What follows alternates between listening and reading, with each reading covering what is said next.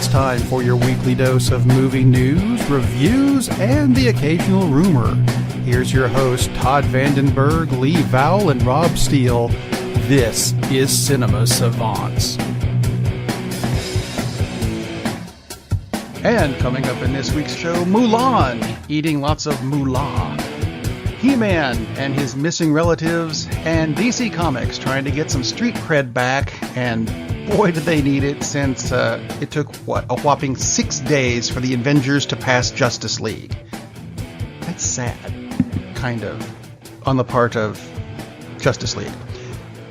Anyway, Lee's back with us this week. You saw the Avengers finally, Lee. I did. It was pretty good. Oh, I'm sorry. You saw stuff. the Avengers and showed up. That's what I meant to say. Showed up to both. Yeah. Yes. Yeah, I saw the Avengers. It was all right.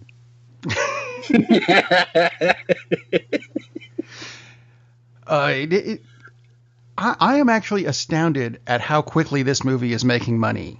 I mean, we knew it was going to be a big thing. Were we expecting it to be this big?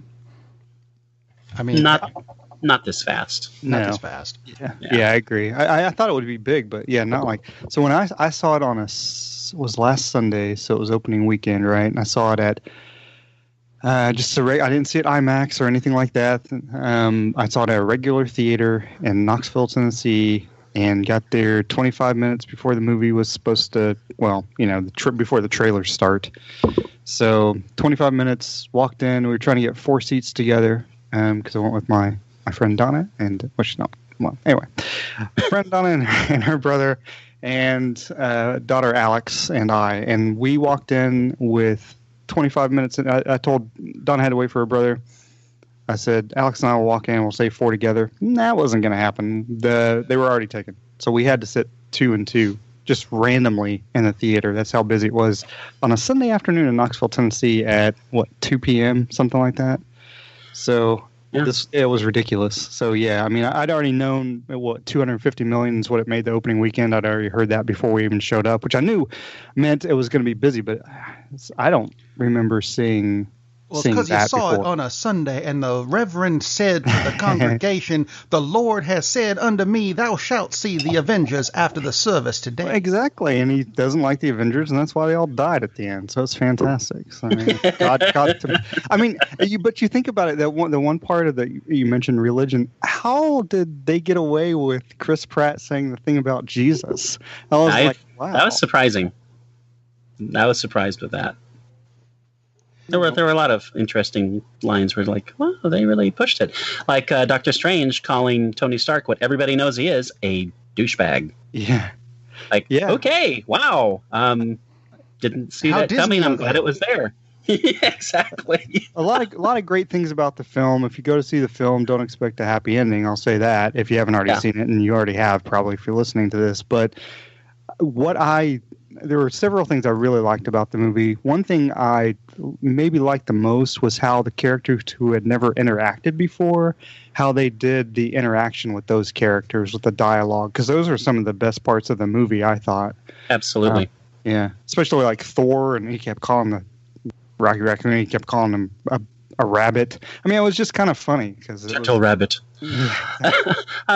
I agree. I mean, the action is spectacular and it's great, but the thing that makes this a really, really good movie, I don't know if it's great yet because I still haven't really thought about it, but the thing that puts it way past the DC movies for the most part is that character interaction. You invest in the characters. Most of the DC movies is like, yeah, okay, their stuff blows up. And the only reason you're invested in them is from your history with those characters because they don't really give you much on the screen to get into those characters, to root for them. Marvel does a fantastic job of that. In DC, not so much. Which is why, like Rob said, it left Justice League in the dust after a weekend. It's crazy how much money this thing is doing and how fast it is, but it's because they're relatable characters and people are sad at these deaths. Did you hear anybody sad about Superman dying at the end of, big spoiler alert, at the end of Batman v Superman? Was there any kind of comment about that? Because you knew he was coming back, and maybe these characters will as well. But the thing is, you don't know that they are. Right. Well, okay, it could just be a couple things with that. one, I saw this earlier this week, and I thought it was brilliant. It was a complaint about how they prefer Marvel over DC because the DC movies are too dark. Dude, did you see Infinity War where everyone died? No, I mean too dark. I can't see what's going on the screen because there's no lighting. And I'll agree with that. Yeah. But as far as the everyone dying thing goes, there are two issues with that. One, Infinity War was a limited series as far as the books are concerned. So you knew going into it that, it's going to be a good story, but they're not going to take, and I'm using this as an example that's not in the movie, taking Iron Man out of the Avengers and killing him in a limited series. You don't do that in the graphic novel area. So when they said they're going to do Infinity War as a movie, in my head, I'm going back to the graphic novels going, they're not going to permanently kill it. Because in the books, they literally killed everyone. There was no one left but Thanos for about 6 panels. Yeah. But, so when they said they're going to do this, I said, it's going to be a great movie or series of movies because we know there's a sequel, and if there's a sequel, well, there's not even a sequel. It's part 2 that they've already filmed. Whatever. So right, they can't keep everyone dead. And because the story's half over. Right, and they've left plenty of loopholes to bring people back. Yeah, of course. And we talked about this some last week. Is for one thing, we know that some of those characters will be back because they have their own movies. Marvel doesn't even have the rights to Spider-Man, so they can't kill him off. I mean, that's not their character. So now they're borrowing him from Sony, and they're working with Sony, but they can't do that. They're not going to be, let's be real smart and kill off $1 billion character in Black Panther. That's not going to happen. So we know, because we know what's going on behind the scenes, okay, well, some of these aren't real, aren't going to stay. I think a lot of them will stick, though, which is part of I don't know if it's fun, but it's part of the impact that this has, that some of these characters, they will be gone, and a lot of them that will be back, they will be gone after the next one. Mm-hmm. So I mean, there's the stakes are really high in this. Even if we know some of them will be back, it's still the way it's done on screen is really gripping. I mean, it is, and they keep. I mean, who's really left? The Avengers. The original Avengers, exactly. So, but I mean, my theory, there's so many. That's what makes the movie so successful and so good, is that you can have all these theories that are hopefully going to be summed up with part 2, because that's really what it is.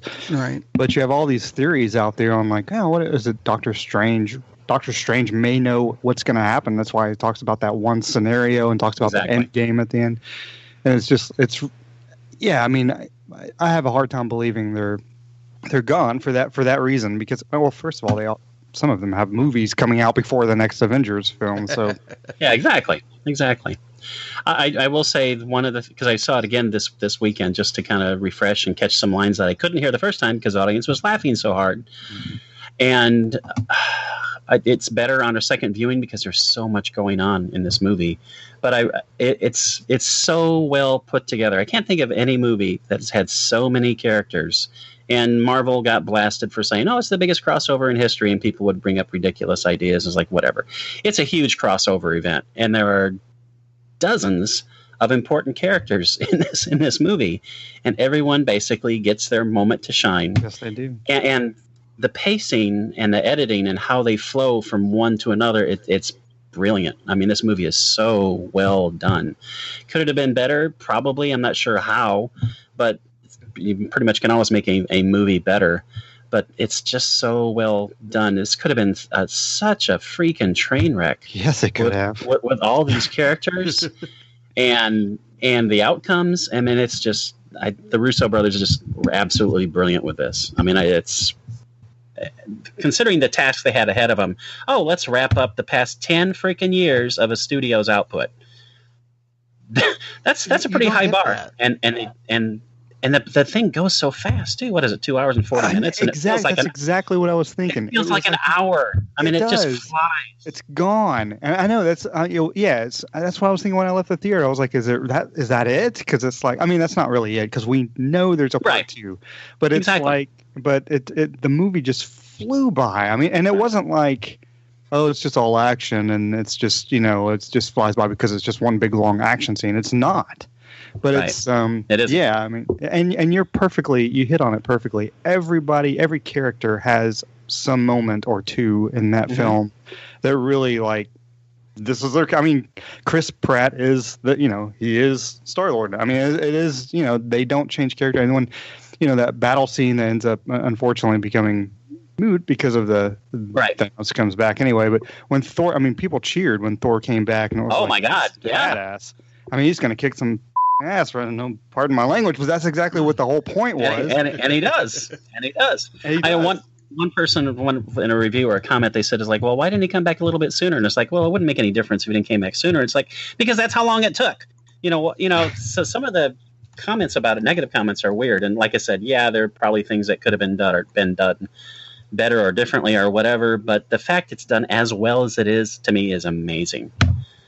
I mean, they really pulled this one off. To me, it's not the best Marvel movie, but damn, it's a good movie. Better than what DC is doing lately. Oh my God. It's pitiful. They should just stop making movies. Just everyone in charge at Warner's and DC, just go watch Avengers Infinity War and just, all right, we're done. We're shelving it. We'll try back in 5 years, because clearly we don't know how to make comic book movies, and these guys get it. I mean, Black Panther, Infinity War is like, holy crap. I mean, and there's so many little moments when you talk about everyone gets their moment. I mean, the little scene, and it's just a throwaway scene, but I remember it because it's like so many of them. It's awesome. Rhodey talking to Bruce Banner, and Bruce asks if he should bow. And Rhodey tells him, oh, yeah, of course, he's a king. And, and makes him look like a fool, and then just the laugh he has. I mean, it's half the life in the universe ends in this freaking movie, and it's full of funny moments. But partly why that is, it's Don Cheadle and Mark Ruffalo, and those are really good part actors. Of it. And that's part of it. That's what makes the movie work. Is that they first of all, well chosen. I mean, Cumberbatch as Doctor Strange, but I mean, just who they chose for those characters originally anyway, but then to have those actors interact with those lines, I mean, I thought it was perfect. I mean, you have lesser actors, it doesn't go over nearly as well. No. And like you said, the interaction between Quill and Thor, I mean, which is just a running gag in the movie for a while. I mean, it's full of so many great, light, funny moments like that. And that's part of the reason why the pacing is so great. Because Sorry, go ahead and cut you off. No, that was it. I was going to say the one thing I didn't. Unfortunately, I felt like the guy who was wasted was Peter Dinklage, because I feel like they really didn't do a whole lot with that scene. He didn't really have a whole lot to work with on that. No, he didn't. It was a nice surprise that he was in it, and it was a nice joke as to the appearance of his character. Yeah. And I do want to mention, though, Josh Brolin. Josh Brolin is the second best. To me, the second best Marvel villain ever, and also the second best purple Marvel villain ever. I still, David Tennant is still, like, hands down the best Marvel villain. And if you haven't seen the first season of Jessica Jones, you need to watch it. But he is awesome, and the same thing that Michael B. Jordan was able to do, partly because of the script, but also partly because of Michael B. Jordan, is he made the villain so sympathetic. And Thanos wasn't that sympathetic, not nearly as much as Killmonger, but still, there's a reason for what he's doing, and he's the hero of his own story. He's saving the universe. That's true. Everybody tells him he's wrong, and he is, because he's freaking insane, but he is saving the universe in his mind. So he's not evil. I mean, and they have so many scenes where he's reacting to what he gives up. This costs him a lot. I mean, at the end of the movie, there's a line where, he's asked, how much did it cost? And that sets this movie aside from a lot of other films too. And not even just DC films, some of the Marvel films. I mean, the villain, again, he's the hero of his own story, and that gives it so much more depth. And I think it's cool that Thanos is the main character in this movie. Yeah, and even to piggyback on that a little bit, not just superhero films, but just films in general. Well, oh, yeah, absolutely. Well, one of the films that it passed this week in terms of money, and you brought this up last week, Todd, was that it, adjusted for inflation, it passed the highest grossing Bond film, which is somehow Thunderball. Yeah. We're just like, we both thought, Thunderball? What? Yeah, I went back and rewatched that this week with one of my daughters, and she looked at it and said, this movie's crap. And I thought, you know what? It kind of is, really. It had an interesting premise, but I could wrap it up in half an hour. Enough Thunderball hate. I like Thunderball. However, it's not really Sean Connery's best Bond movie. It's not as good as the second one. It's not as good as the first one. It's not as good as the third one. So, yeah. Diamonds Are Forever, even with the car that magically switches sides as it goes through the alleyway, is better. Yeah. Thunderball is just an okay film, which is weird that it was such a huge hit. Of course, Home Alone was the biggest comedy of all time, so quality doesn't necessarily translate into success. That's true. It's a great trivia question, though. What's the highest grossing adjusted for inflation Bond film ever? How many people are going to know that? No, it was one of the highest grossing films ever, period, let alone Bond. Yeah, I mean, it's true, insane. Yeah. And Thunderball is like, it's still just, I still think that's it's somehow... It's not one of the names that comes to mind immediately. No, it's not. When you think Bond films. No, it's like, I don't know, 10th. It's like, yeah, that's still, I still think that's a glitch. There's 24 of them. For me, it would come in 23. I thought you were going to say 25. Anyway. Back to the Marvel stuff. Black Widow is supposedly getting her movie finally. Woo!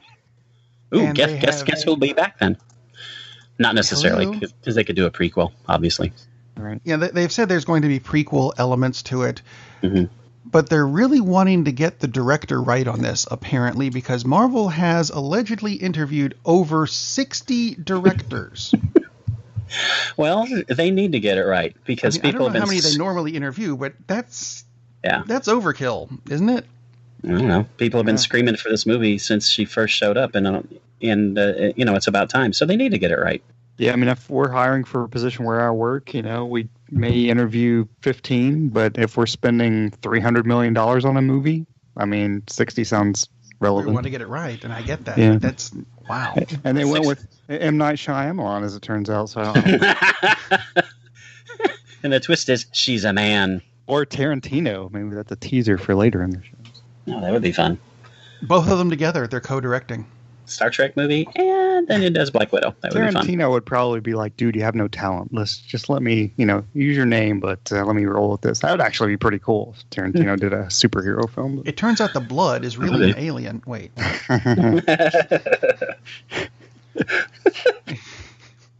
What ship is yours? It's the one that says bad motherfucker on it. So, I don't know. Wow. Okay, so... Speaking of that, let's flip to the other comic group, I suppose, because there was some DC news this week, and not all of it was good. Actually, let me rephrase this: I don't think any of it was really good. Of course, which is sad. The Watchmen series that is supposedly coming out. They announced the cast list of which characters are going to be in this, and there were some omissions that were very strange, such as the comedian is not in this movie. Dr. Manhattan and Rorschach are not in it, which made everyone go, okay, who the hell is in it? I was going to say. The answer is allegedly a lot of people, where was it, Idaho or Iowa? It starts with an I. Oklahoma, or it starts with an O, whatever. Indiana. A bunch of cops in Oklahoma. And it's apparently they're changing it to how people in Oklahoma deal with Dr. Manhattan in New York or whatever. What the hell is going on with this? Have you guys heard anything? Because this doesn't make a damn bit of sense to me. No, but it fits. It fits with some of the decisions DC has made lately, and I hate to beat up on DC because they have done some good stuff. I mean, Wonder Woman was a really good movie. I like their characters better.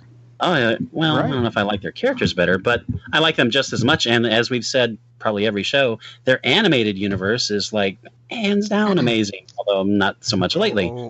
Give me a minute. Yeah, We'll get to that in a minute.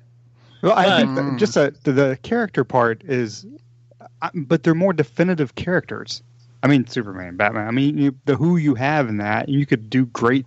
Well, theoretically, you could do great things if all those characters were in the hands of Marvel, people making those movies. I mean, hello, Oh my we'd God, be talking yeah. about great films. yeah, and there have been great films of those characters in the past, of course. So hopefully they will get back to that. Yeah, I mean they've been around for 70 years. So Well, Batman and Superman both celebrated 75 recently. yeah, which is kind of crazy. One that hasn't celebrated quite as long as Swamp Thing, who is getting another TV series. This one's going to be on the DC Universe, which is what they're calling their new streaming service. The big deal with this is Swamp Thing is now going to be gender swapped. It's a woman. And I can't bring myself to care in the slightest about this because I never liked the character to begin with. Yeah, me either. Actually, I do like that Tilda Swinton is the lead in it, but no, I'm just kidding. You may not be kidding. I don't know. Which We case- haven't gotten there yet. Which case, how can you tell if it's gender swapped? Not Tilda Swinton, Exactly. but just the way she plays roles. So Swamp Thing, the crying game. That's what. I would Wow. definitely watch that. I would definitely watch that. Yeah, Swamp Thing is like, that's interesting, but not one of my favorites.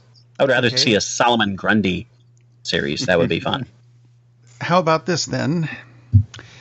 A sequel series to Gotham.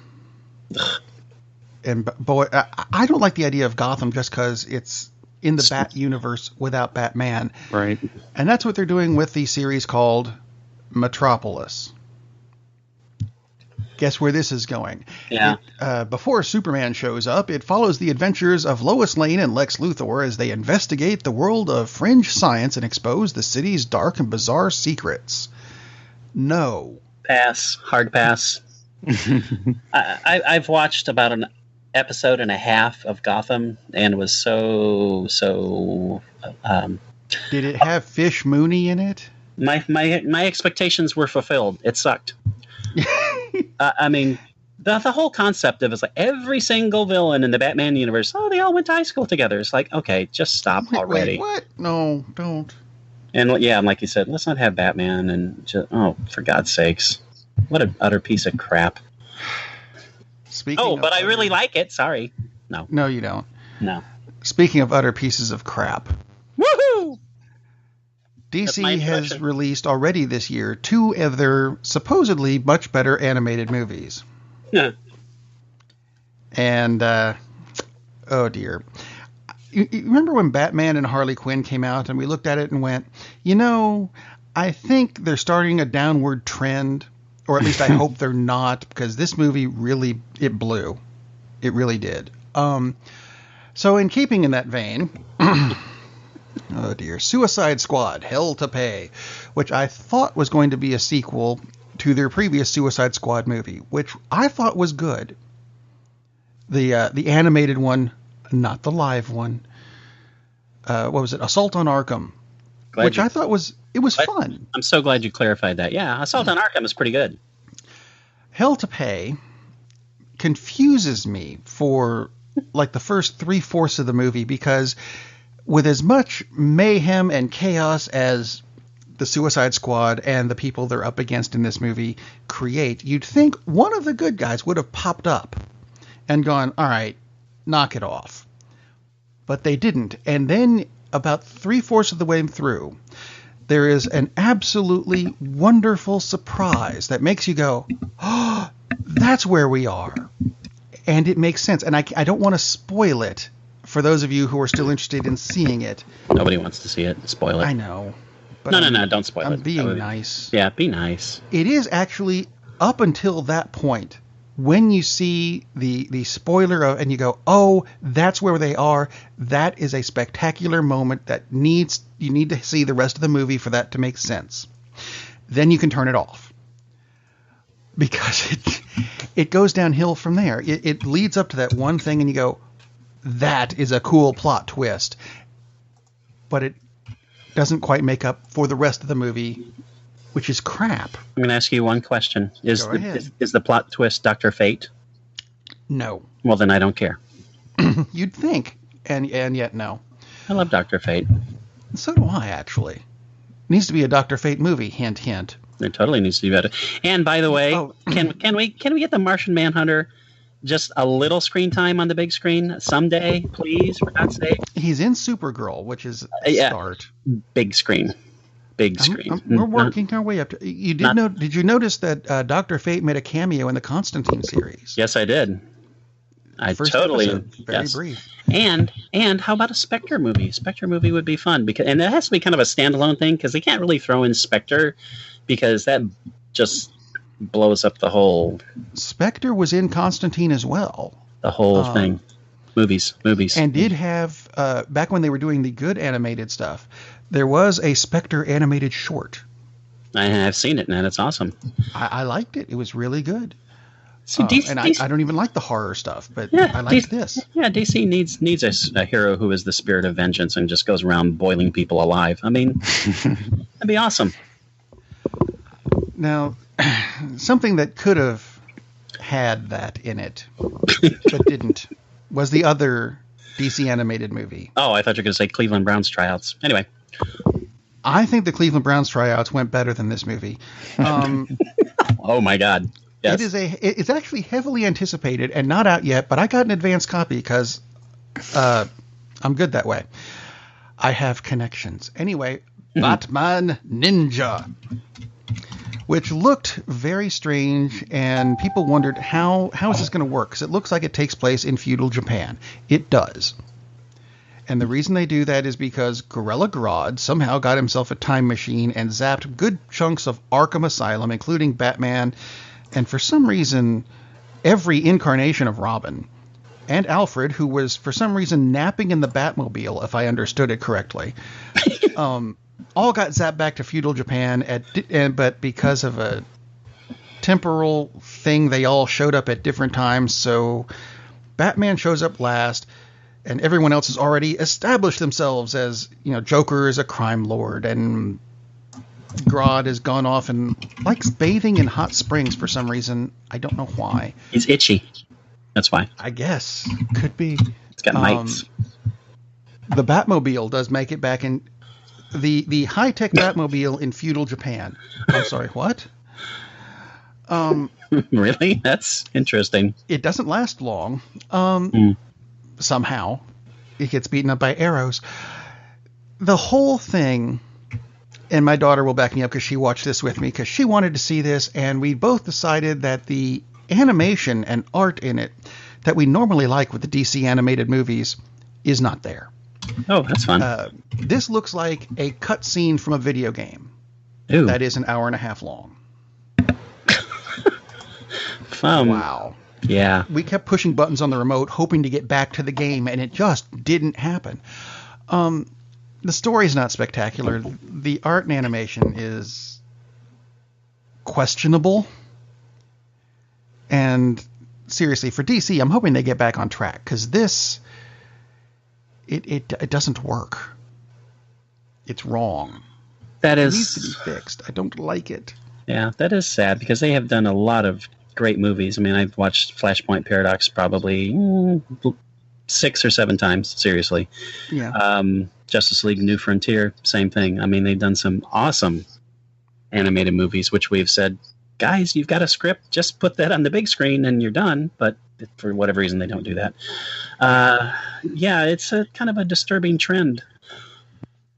I mean, the Killing Joke had a lot of problems. Of course, that story has a lot of problems, but they made it worse. Well, yeah. By introducing, let's have Batman and Batgirl hook up. Seriously. Not really. There was implications that happened in the later episodes of the animated series. Yeah, but implications and... There's implications, and then there's that one scene on the rooftop. Yeah, there's implications and there's booty calls. And it's like, that's not really cool. No. Speaking of booty calls and not really cool, the Film Academy this week... American Academy of the Academy of Motion Picture Arts and Sciences. This is a subject change completely, has voted to expel Bill Cosby and Roman Polanski. Unsurprising in the slightest, but what threw me off, because the Bill Cosby thing came up this week. He's guilty. He's going to prison. Did you see what the actual charge was? Because it wasn't rape. Cannot recall what the charge was. Aggravated indecent assault. As opposed to decent assault. That's lawyer speak. Yeah. Seriously. It is lawyer speak, yeah. Yeah. Well, because I don't think he hasn't been convicted of rape, right? So no. Right. So I don't think just aggravated indecent assault. Right. You know what surprised me about the Cosby thing doesn't surprise. He beat her with his pudding fast. That's what it sounds like. What surprised me is the Roman Polanski thing, and not because they expelled him, but it's kind of that it took this long. Yeah, because you could have done this how many decades ago? That's like now all of a sudden. Oh, it's important. Polanski has been on the lam for 40 years, ever since fleeing the country while awaiting sentencing for a statutory rape charge in 1978. Yeah, and the pianist came out since then. So I'm not sure. Yeah, I'm not sure what the issue is there, unless they felt like it was a double-edged sword where it's like, oh, we've got Cosby, then we have to have Polanski. It just seems kind of random. Get rid of Cosby. People will say it's a black thing. No. Yeah, maybe that's it. And I'm not saying they shouldn't have done it. It's just and obviously it's because of the Me Too movement and everything else. But it's like, holy cow! I mean, they're almost making themselves look stupid for finally addressing the situation. Not that it actually is going to hurt Polanski's pocketbook or anything, obviously, but just really strange. Speaking of Cosby, Harvey Weinstein was in the news this week. A story about him and how he didn't like the idea of Peter Jackson's Lord of the Rings trilogy. He said we could streamline it, make the whole thing into one film, and you know what? If Peter Jackson doesn't want to do it that way, we'll get Quentin Tarantino to direct it. And that they wasted millions of dollars developing it into multiple films, and boy, aren't we glad that New Line Cinema didn't listen to this twit. All right, so how much drinking was going on? A lot. Well, I mean, Tarantino obviously had ties to the Weinsteins. He's clearly was probably throwing stuff out, just it's a scare tactic. But and no offense to Tarantino, I mean, I love Tarantino. The movies turned out the way they should have turned out. It seems to me he's just throwing Tarantino's name out because of the ties he had to Weinstein instead of Tarantino being involved at all. Yeah, it's Tarantino that's awesome director, but there are certain properties that just don't fit. That's one of them. Speaking of not fitting in Tarantino, do you know where he made his television debut? As far as an actor or director? Because he's actor. As far as actor. I do not. On Jackass? No. No. He was a secondary character on an episode of The Golden Girls. I'm not making this up. There's an episode where they end up accidentally hiring like 12 Elvis impersonators, and he's number 3. So he's in. Look it up. It's very, very strange. Anyway, so speaking of the Reservoir Dogs, that was one of his films, wasn't it? His first one. His first one. Yeah. See, it's a segue. That's the honest trailer name for a movie that Todd saw this week. I worked it into the show. I told you pre-show I was going to work it in somewhere. You did work it in. Yes, I finally saw Isle of Dogs, which seemed like forever to open in this area, which is weird. And even in Miami, it took forever, which is rather odd. Anyway, Isle of Dogs, the latest film from the centrist director Wes Anderson. It's a little unusual. Imagine that, a Wes Anderson film being unusual. No, it can't be. It's super quirky and strange in that the dogs all speak in English. All the other characters, with the exception of one who's a foreign exchange student, because this film takes place in Japan, speak in Japanese with no subtitles, which makes it fun. Thanks. Some things are translated for you, but often things aren't, and you just pick up on what they're talking about just from the context, which works. The plot basically, and this is a puppet a stop motion animation film, in case you didn't realize that. So anyway, basically there has been a huge plague, and all the dogs in Japan have been forced off onto this island, which is Garbage Island, Trash Island, whatever. So now they all live on this trash island, and that's where they have to stay. And it turns out that there was a evil, manipulative plot that caused all this to happen. And one boy goes to rescue his dog. So it's the travel of this boy trying to find his dog, Spots, who is voiced by Liev Schreiber, which is interesting. The voice cast in this is crazy. It's basically, I think if you have a SAG card, you're in the movie. So, and the work is terrific. I mean, the voice work is awesome in this movie. And so it's this boy's journey and this gang of 5 dogs who help him out. And the dogs are constantly taking votes because they're all alpha dogs. So they always take votes. And then one dog doesn't really care to vote and splits off on his own and constantly warns other dogs and people that he just says, "I bite," which is a running joke in the film. It's weird. It's quirky. Again, imagine that. Very, very funny. But again, in a strange way. But again, I'm saying again a lot. If you've never seen a Wes Anderson film, you know that going in. It's not as funny as The Fantastic Mr. Fox. It's more on the quirky side, but it's still a funny film. It's a good movie for maybe somewhat older kids. It's rated PG-13, and which fits. That's a great age group to start at. Pretty violent for an animated movie. Lots of dogfights and a few, I should say, dismemberments, which is cool.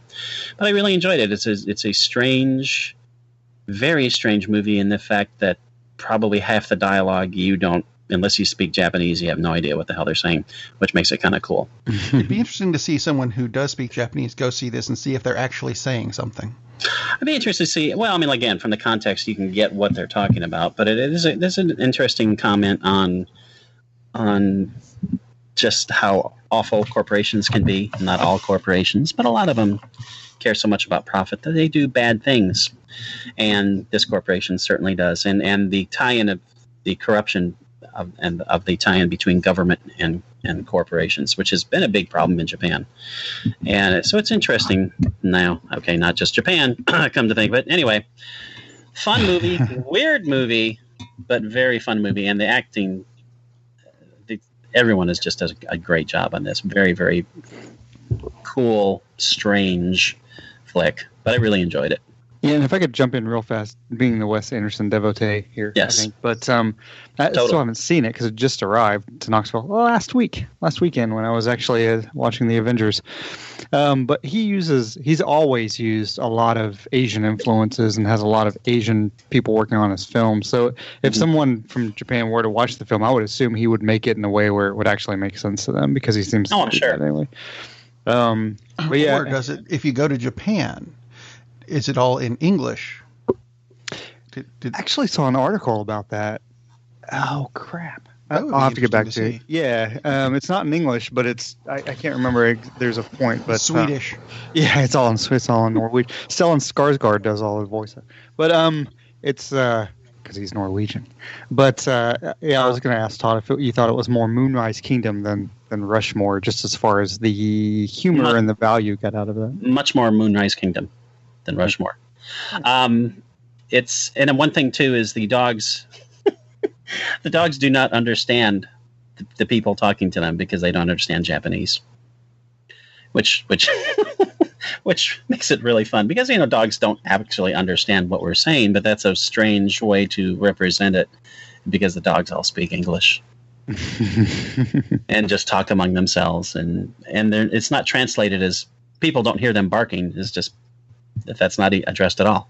So it's really, again, another strange little quirk of his films. I do want to mention there's a big thing going on now is the horror of cultural appropriation. And there's some talk about, oh, I Love Dogs. He's done a terrible thing because, he's using Japanese culture to make the film. And it's like, what the hell are you talking about? Oh, my God. Just stop with this crap. I mean, yes, there are plenty of things we do as a culture in the United States which we shouldn't do. Borrowing from one culture to make a film is not one of the bad things that we do. A young girl wearing a Chinese dress to prom is not a horror story. Okay. I did not see the problem with that. What the hell is wrong with people? I mean, just calm the hell down.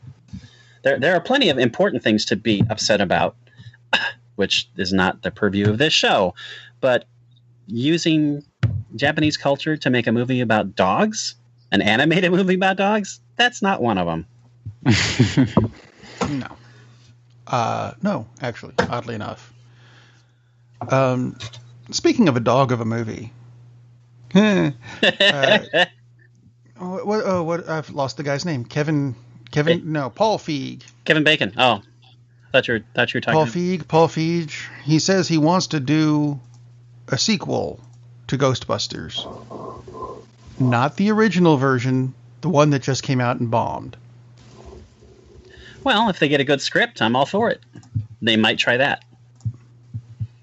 They didn't the first time. Why should they? Yeah, well, I mean, that's what I'm saying. It's like, you got a 50-50 shot. It's like, and you already had a bad one, so maybe you'll have a good one this time. Potential, I suppose.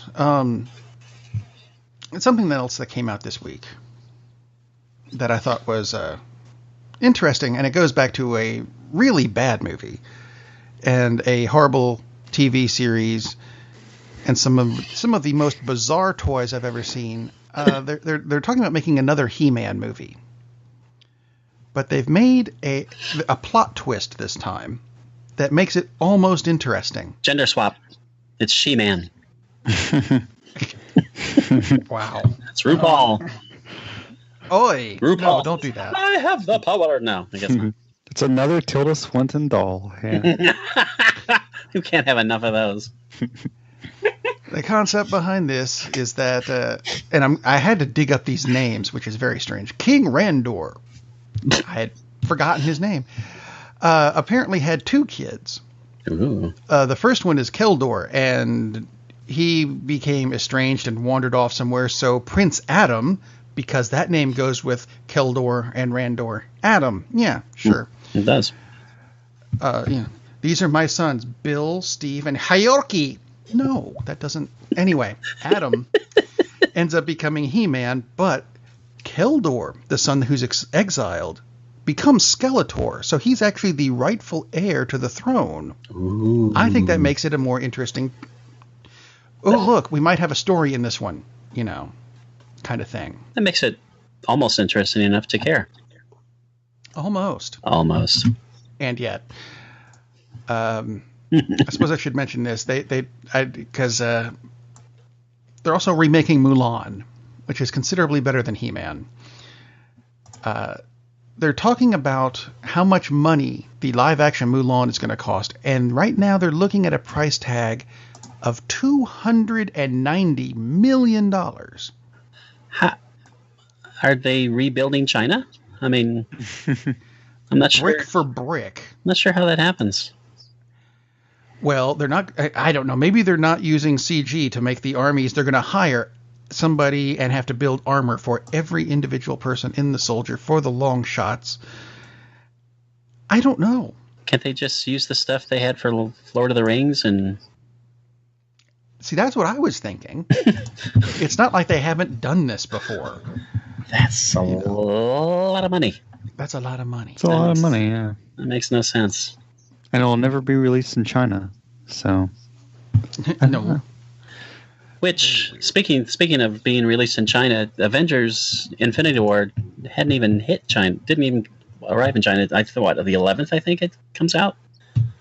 Uh-oh. So more money. Yeah, it's like it's made a few coins, and it hasn't even hit a huge target audience. So. Well, it was never really there yet. That was brilliant. That's another segue. That was brilliant. Thank you. You Were Never Really Here, which is a weird movie title, which is a weird movie, which I saw last night. Stars, I almost said Keanu Reeves. It would be a different movie. Oh, it'd still be great. Stars Joaquin Phoenix as a gentleman who is suffering from PTSD for lots of reasons, mainly his entire life. And he specializes in finding children who have been kidnapped for sex slavery. which is kind of an odd line of work, and I'm not sure how you actually get those gigs, but that's what he does, and he's very good at it, and he's very brutal about how he gets these people back. His weapon of choice is a ball-peen hammer, which personally I really, really like, because that was always my go-to thing about hitting people with a ball-peen hammer if I was ever going to be a destructive kind of person, which I'm not. But he's an immensely screwed up person, and which is a good choice to have Joaquin Phoenix play this role, because I'm not saying he is, but he does a very good job of carrying those emotions and the thoughts out. He's terrific in this movie. So he's after a young girl who has been kidnapped, and a state senator is the dad, and he gets the gig, and then it turns out, there's a lot more going on than he thought. There's a huge conspiracy. The dad winds up committing suicide. He gets the girl, and she's kidnapped back from him, and it goes on from there and gets even more violent and crazy and kind of strange. It's a thriller character study, and again, Joaquin Phoenix is awesome in this movie. It's not really a happy movie. It's not like it doesn't have a big tragic ending. Spoiler. It has a tragic ending for some people, because some people are dead at the end of it, but it's very violent, and it's kind of a disjointed movie, deliberately, because there are lots of flashbacks, so you got kind of gradually piece together how Phoenix turned into the person that he is.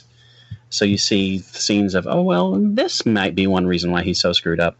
It's from the director who directed We Need to Talk About Kevin. I believe that's Bacon? The title. Not Bacon. Not even Sausage, which is also a strange film, a really good film. Kevin Sausage was a very strange film. But I'll shut up.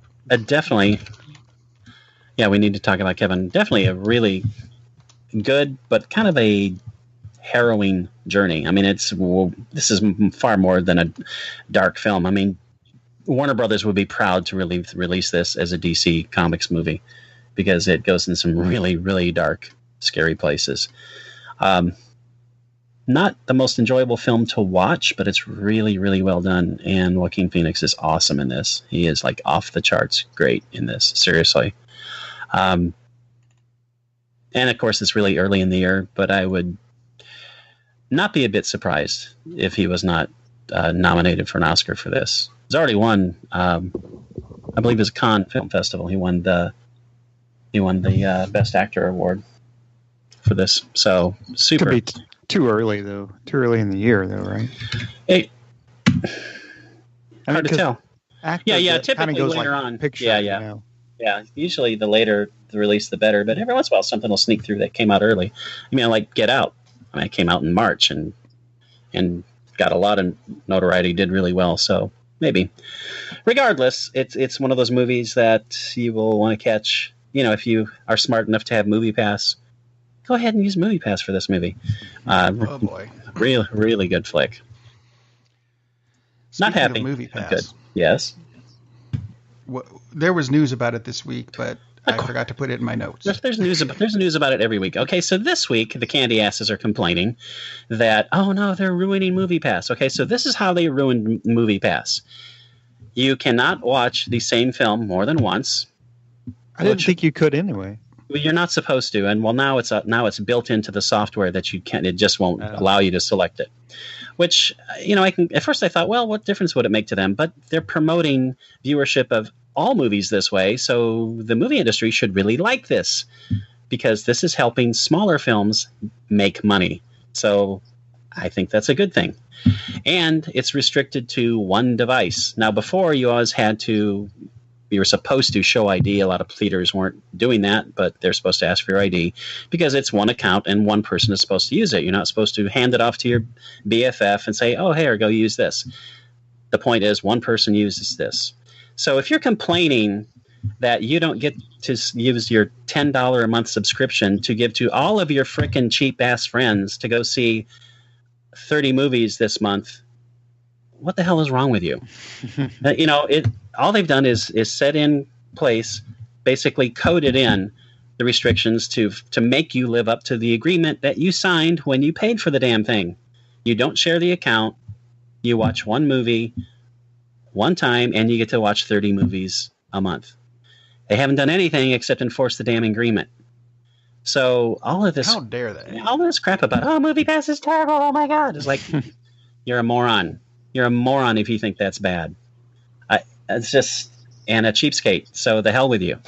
It's ridiculous. This constant negative crap on MoviePass when it's like, oh yeah, it really bums me out that I spent $10 and watched 30 frickin' movies, which I've never come close to and never will because who has the time?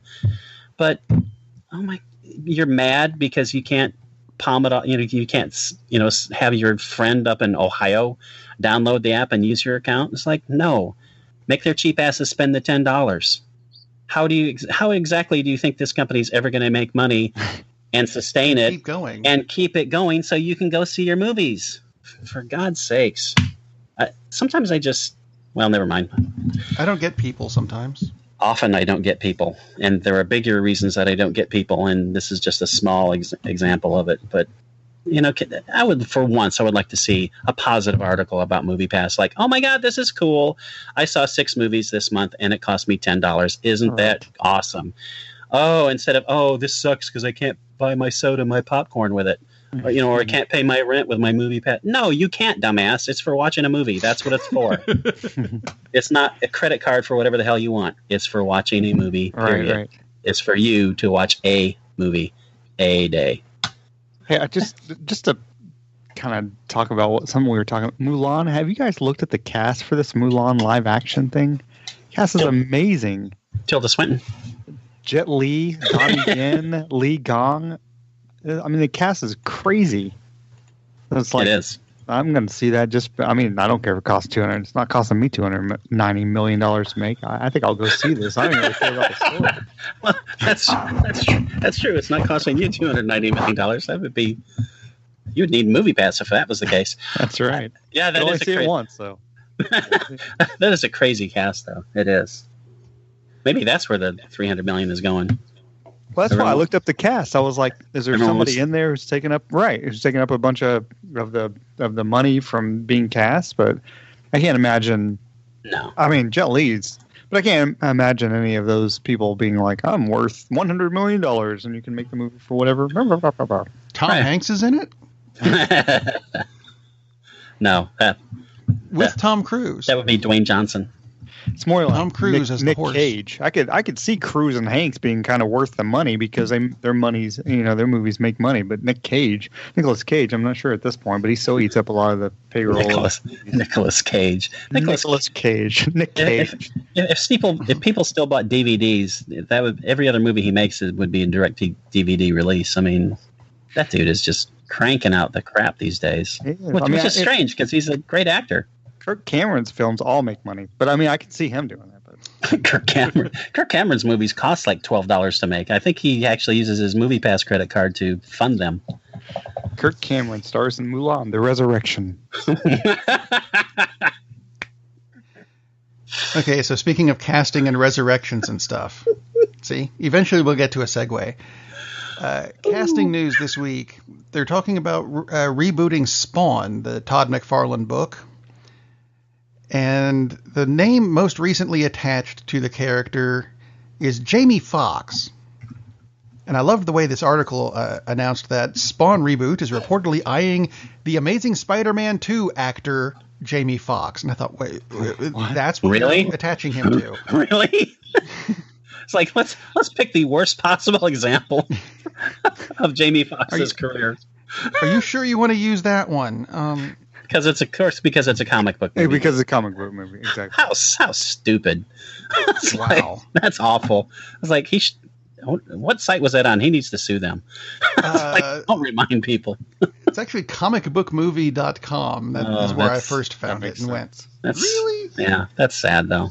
Are you sure? Yeah, remind people of just a bad. So, any comments on Jamie Foxx's Spawn? That seems kind of... I suppose it would work after Django, or however you pronounce it. Django. It's just Django, yeah. There's a D in it. I'm pronouncing it. Well, it's like the country Djibouti, which is in Africa, and Django just has a D, but it's just Django. Isn't that the game you play with the blocks that stack. Anyway. Yeah, the Jenga. And Leah's always talking about booty. I'm not sure what's going on there. Something about a twin bed. I'm a pirate. Arr.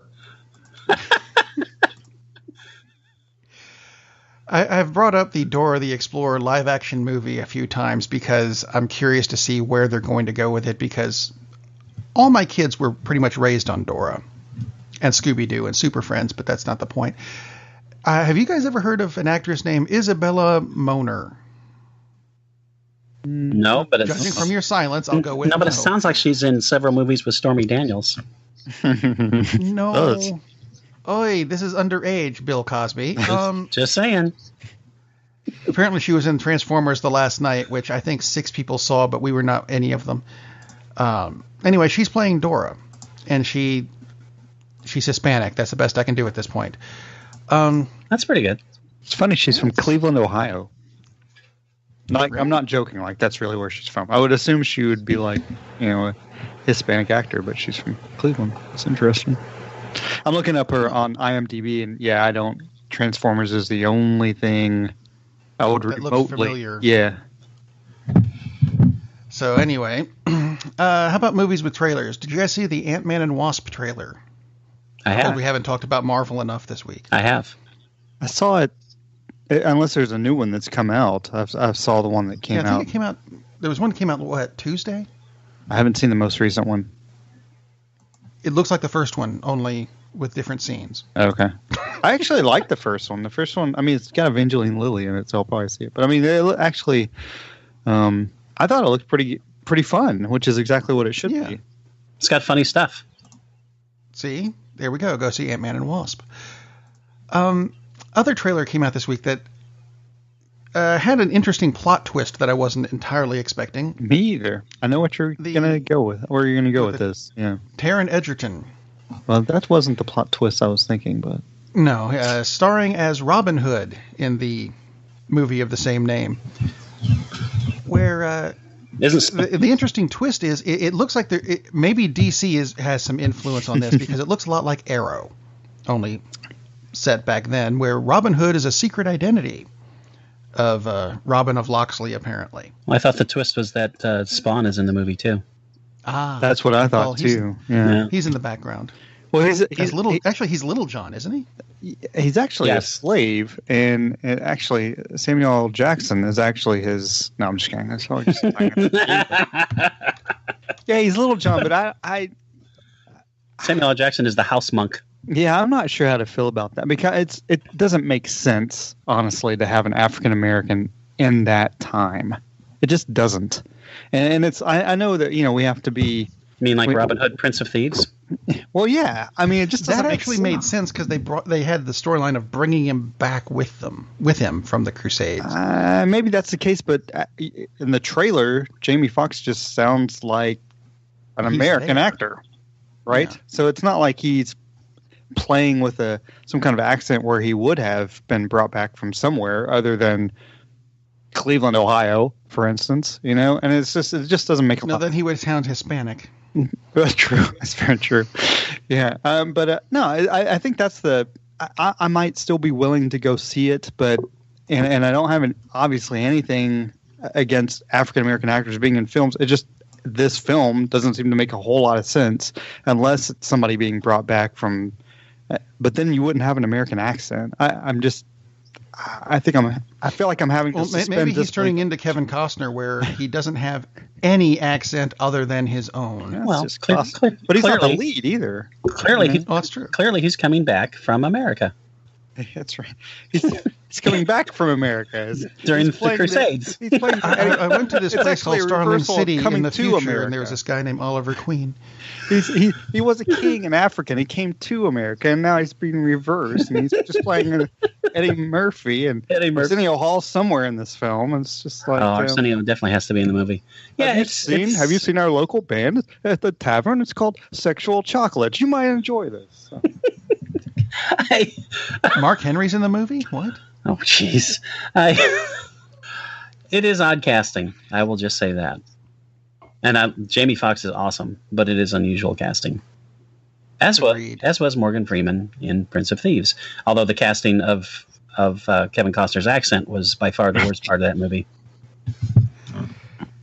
I'm not going to argue that in the slightest.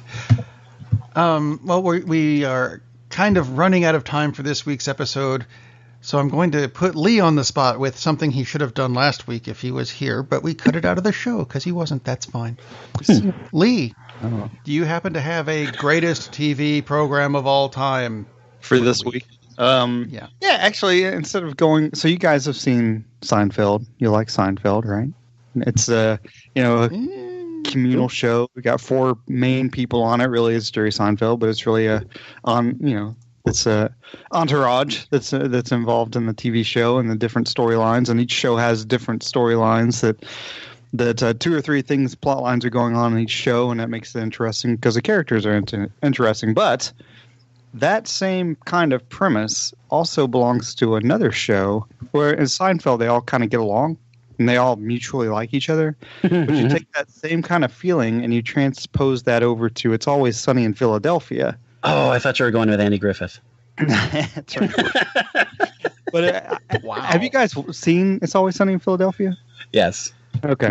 Not tons of it, but I've seen quite a few episodes, yeah. They're all really deplorable people. But it's all, yeah. And that's what makes it so funny is that it really has that Seinfeld feel, except they really would kill each other to get ahead. So the show's been on for several years. Danny DeVito started in the second season. The first season's kind of short, and second season kind of really took off. Danny DeVito's great in the show. Everybody that's in the show is like awesome. But the one thing that I really like about the show is the different plot lines that happen in each episode that are just become more and more absurd, which I enjoy. But the show, all the actors are somehow, except for one, married to someone else on the show. So you're watching these people on the show, in real life. You're watching these people on the show not like each other, but for instance, Charlie Day's character, Charlie, really likes the waitress. They're actually married in real life, but on the show, she hates his guts. So to me, that kind of plays into it. There's my favorite episode, maybe where Charlie, everybody knows Charlie Day now. He's been in so many films, right? Yeah. So, but he thinks that hornets, he's trying to knock down this hornet's nest downstairs with this baseball bat that has these nails coming out of it. And he's trying to knock it down, not because he thinks it's a threat, because they run this bar together. Everybody runs this bar. It's not because he thinks it's a threat. He thinks it's because hornets can make honey. So he's trying to knock down the hornet's nest so that he can steal the honey, but he's not really sure how to do it. So what he ends up doing is having this box. He puts the hornet's nest in this box, and he has this tube that he's trying to suck out the hornets with because he thinks that's how they will make honey. So anyway, he gets stung all over his face, of course. And this is just one plot line among many on this show. But the other 2 characters are trying to set him up on the date because they feel that he needs to get over the waitress because that's the ongoing thing with the show. So he ends up going on this date with this very attractive Asian lady, but he's sweating through his shirt. He's got hornet stings all over his face. He's so nervous that he can't actually say... they're trying to say, make something up that you do. You're not just a janitor at this bar. So he tries to say he's a philanthropist, but what he actually tells the lady is he's a full-on rapist. But he's trying to say philanthropist. I remember that episode. That's why I'm laughing so hard. Anyway. Yeah. So anyway, there's this one guy, another plot line that's happening on the show. There's this another guy who's dating the waitress, but he's horrible to her, just horrible. And Charlie knows this. So Charlie finally figures out after going on this awful date himself that the hornets don't actually make honey. That they're just there to sting people. So he thinks, this guy's really I'm going to knock on this guy's door and give him this as a gift. And the guy's like, oh, man, thanks for the gift. But he doesn't realize it's just hornets. They're going to sting him everywhere. But anyway, it's just, if you haven't seen the show, if you like Seinfeld, I think you'll also like It's Always Sunny in Philadelphia if you don't mind people being deplorable on the show. Because the actors are worth buying into, and they do a good job with the show. So It's Always Sunny in Philadelphia. That would be my, of this week, would be the greatest show on television. Wow. Wasn't expecting that, but okay. And I don't know, do we have anything else for this week? No, other than And there is coming silence. coming up films. You got Solo coming up, and you got Deadpool coming up. So. And Solo is selling tickets like mad crazy, Yeah. which is interesting. Yeah, I saw an article a little while ago that said it is the second highest pre-selling movie of the year, leading everyone to go, yeah, duh. So I'm sure we'll have more on that as we get closer to the release date, and more on Deadpool, which also has Josh Brolin without the Infinity Gauntlet. That's right. That's where the other Infinity Stone was. It was in Cable's eye. That's why it was glowing. Somewhere in Deadpool. That would be awesome. Trying to get it out of Deadpool. We have seen that Ryan Reynolds put out the Deadpool Avengers rejection letter video, right? And he was grateful for that they wouldn't let him in the Avengers because things got kind of squirrely. So, which makes me remember that I rewatched Dr. Horrible this week, and he keeps getting turned down by the Evil League of Evil, and then he finally actually kills somebody at the end and is incorporated into the Evil League of Evil. So maybe the same thing will happen with Deadpool. He'll be an Avenger because of his hero, Neil Patrick Harris, coming to Evil League of Evil, and Dead Horse and Thomas Jefferson. It's all true. That sounds like a good note to end the show on, because I don't know what the hell we're talking about anymore. It is all true. So we'll see you next week, everyone. Be safe and go watch a movie. Captain, we're losing power in the warp engines. I think we should be leaving now. I'm going to go home and sleep with my wife. And on that unusually harmonious bombshell, it is time to end. I am very disappointed! Man, we have a weird job. It's shameful, but it's a living. And like that, he's gone. Darn, that's the end.